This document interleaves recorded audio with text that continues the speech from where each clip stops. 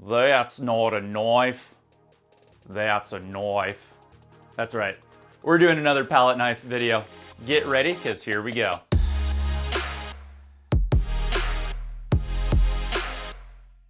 Hey, it's me, it's Wild, coming at you to help you with your painting adventures. First time here, need a little bit of inspiration or perhaps hand holding? Got you covered. Hit that big red subscribe button down below and tick that bell so you know when my videos go live for you. Welcome back, all my dude and dudettes. In my last video, I showed you how to take some common household items and convert them into a DIY palette knife that'll get you started on your painting adventures. Well, in this video, I'm gonna kick it up a notch and show you how to take some common hardware products that you can order online today or from your local hardware shop and convert these into makeshift DIY palette knives that work pretty darn good. So let's dive into the supplies you need and how to do it, and hey, I'll show you how it works at the end, so let's go.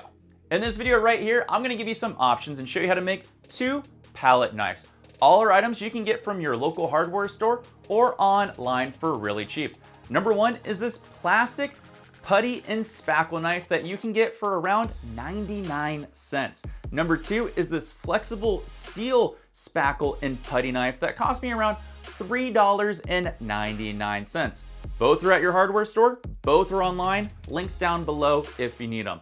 What we need to do is transfer these putty and spackle knives into palette knives so that way you can use them for painting. So let's do that. For our palette knife, everything's essentially gonna be based off the Bob Ross palette knife. And what we're trying to do is essentially mimic the shape here of how we have more or less a 45-degree angle coming off of the blade. So this is the shape that we're going for. To help you visualize the angle of the cut, I'm gonna use some masking tape to show you the angles at which I will be cutting across the plastic and steel. You don't have to do these steps if you don't want to, but it actually does help you keep a straight line for when you have to cut. Now, when it comes to cutting the angle for your palette knife, don't worry too much about if it's a 45, a 65, just get something that's a nice slant because your hand can adjust to it. What you really want to concentrate on is making sure that cut is even, no bumps, no breaks, no nothing, anything like that, okay? For the plastic putty knife, all I use to cut it are some strong kitchen shears.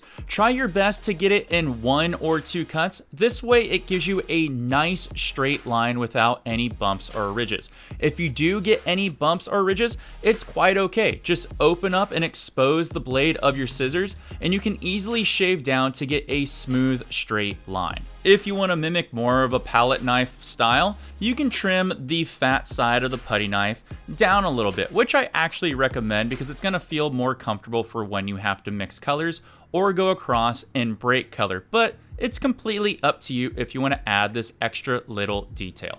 When it comes to cutting through our flexible steel putty knife, you're gonna have to use some shears that can cut through metal or some tin snips. Now, if you don't have shears that'll cut through low gauge metal, there's a few options you can do. One is you can buy your own pair. Hey, they're not that expensive and they'll last you a lifetime, but that kind of defeats the purpose for something cheap that we're making for today's video. Option number 2 is you'd be surprised at your local hardware store. If you just go to the tool rental section, they'll let you borrow these for free. Just cut them in store and hey, you're good to go. Shout out to all the local awesome hardware stores.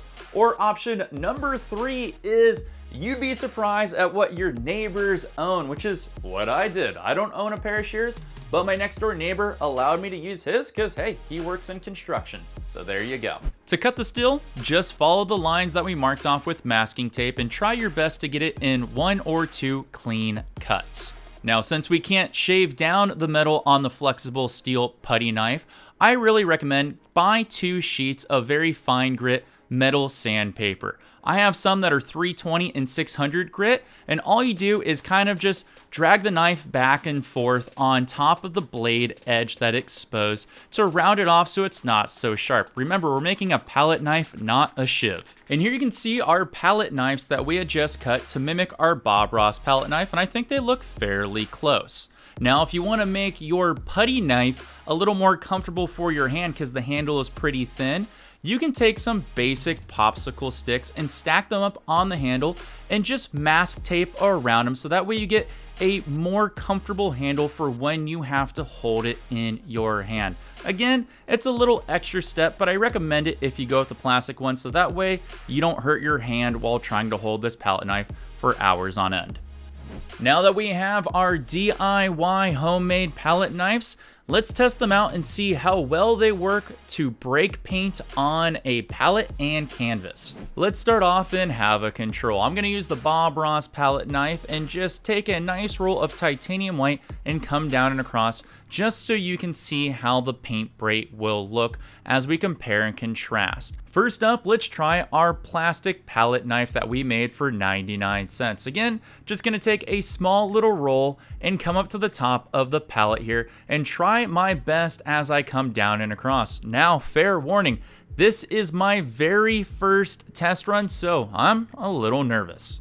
As I come down and across, I can get the paint to break once I figure out how the blade of the palette putty knife kind of lays, but it takes a little bit of practice to get the feel and flow. I feel like if you did a couple practice strokes here, you could probably get a better break to happen, and if you kind of moved your hand around and down and across. Alright, next up we have our steel palette knife where we're going to use the same small roll and come up to the top of our palette and try our best to come across and get paint breaks to happen as we expose the blade down and across. Now, fair warning again, this is my very first time, so let's see how well I can get it to break as I come down and across. All in all, I think the flexible steel putty knife works generally pretty darn well. I have a little bit of a hard time getting a feel for the wide blade that it has on it, but I feel like if I did a couple of practice strokes, I would start to feel more comfortable as I come across. Also, the bigger handle can make a little bit of a tougher time as I get to the bottom of the paint break because the handle is starting to hit the base, but all in all, it's not that bad. So you're probably wondering, how do these palette knives work on canvas and when you really have to put snow on something like a mountain? Well, I was curious myself, so I did a little quick test run through painting to see how well everything would work and stick and everything like that. And I'll be honest, it was very, very difficult, but I was also astonished to see that the paint was actually breaking. This is really awesome if you don't have accessibility to a palette knife or if they're sold out. You can easily make one in just a few minutes. Now, to be 100% honest, you're probably going to have to practice with it to get the kind of style and flair that you want. But hey, that's how painting is, so don't be afraid to make your own palette knife out of either one of these materials. We've created some pretty darn dope palette knives on this channel for fairly cheap. Now, they all share one common issue, is the fact that it takes a little while to get good using one of these palette knives because they're so different from a traditional one. So make sure you practice and practice and practice. In fact, when I started painting with them, I was a little bit nervous and my hand was shaky, but eventually after a few strokes, things start to click a little bit. So if you do make your own, make sure to please practice. Now, if you still suck at painting something like a mountain, hey, got you covered over there. I'm gonna put a video over here to the side that shows you how to become a mountain master, as well as a video down below that shows you the perfect mountain mixture to get you started on your mountain painting adventure. And that does it for me. To all you beautiful and creative people out there who may experiment and play with a palette knife, good luck, and I will see you all in the next painting video. Take care and peace.